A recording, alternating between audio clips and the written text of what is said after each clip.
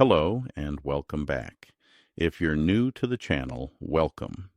And if you've been following along through the PIWCWG series, thank you for staying with it and taking the time to listen carefully. Today, we're going to talk about horizons, not as dramatic boundaries or cosmic walls, but as something much quieter and more precise.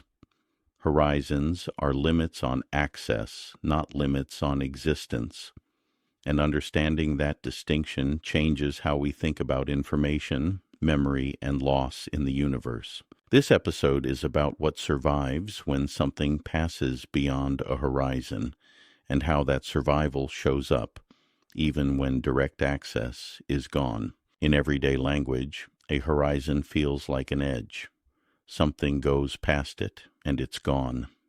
But in physics, horizons don't erase things. They restrict who can interact with what and when. They limit what information can influence an observer, not whether that information exists at all. That difference matters. There are many kinds of horizons in physics: event horizons around black holes, cosmological horizons set by expansion, even everyday horizons defined by light travel time. What they all share is this: once something crosses a horizon, it can no longer send signals back to certain regions. But the crossing itself is not a deletion. When information passes beyond a horizon, it doesn't vanish. What changes is how it can be accessed. The universe doesn't forget. It encodes. This is what we mean by a horizon memory signature. When direct interaction becomes impossible, the effects of past interactions remain embedded in the surrounding structure. Energy distributions change, correlations freeze, fields adjust, geometry responds. The information that can no longer be retrieved in detail still leaves statistical and structural traces behind. The universe remembers at the boundary. A useful way to think about this is to separate information into two kinds.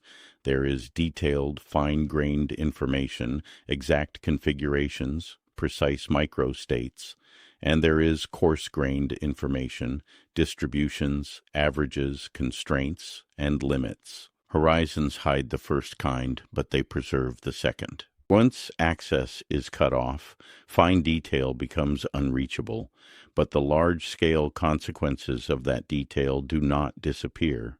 They are encoded in what remains observable, in temperature, curvature, radiation, and correlation patterns. This is why horizons don't violate conservation laws. Energy doesn't disappear when something crosses a horizon. Momentum doesn't vanish. Information isn't annihilated. It is redistributed into forms that are no longer locally accessible. From the outside, it can look like loss. From the universe's perspective, it's a change of bookkeeping. This idea connects directly to what we discussed earlier about information imprint. Memory does not require storage or observation. It requires irreversibility. Once a horizon forms, certain paths are permanently blocked. That blocking itself is an imprint. The horizon remembers by refusing to reopen. This is also why discussions about information loss often get confused. We tend to equate "I can't get it back" with "it no longer exists." Physics does not make that leap. Inaccessibility is not erasure. It is constraint. The universe keeps track of what has crossed a horizon by encoding its effects into what remains observable. This perspective helps unify several ideas that otherwise seem disconnected. Black hole horizons, cosmological horizons, and even everyday causal limits all operate on the same principle. They limit interaction, not reality, and in doing so, they shape how memory is distributed across the universe. From the PIWCWG perspective, horizon memory signatures are a natural outcome of persistence filtering.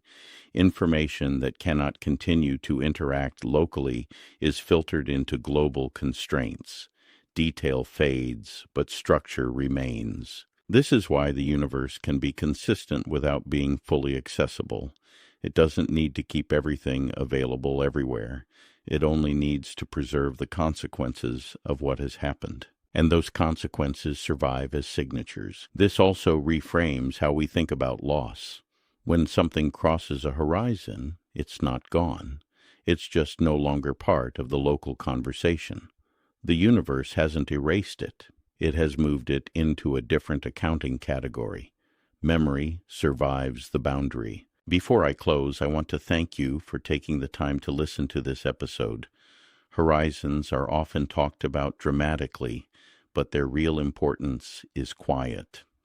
They show us how the universe can limit access without losing coherence. My name is Charles Carroll, and this is part of the PIWCWG series. In the next episode, we'll return to emptiness and look more closely at why cosmic voids can act as long-term archives, preserving information better than dense regions ever could. Thanks for being here.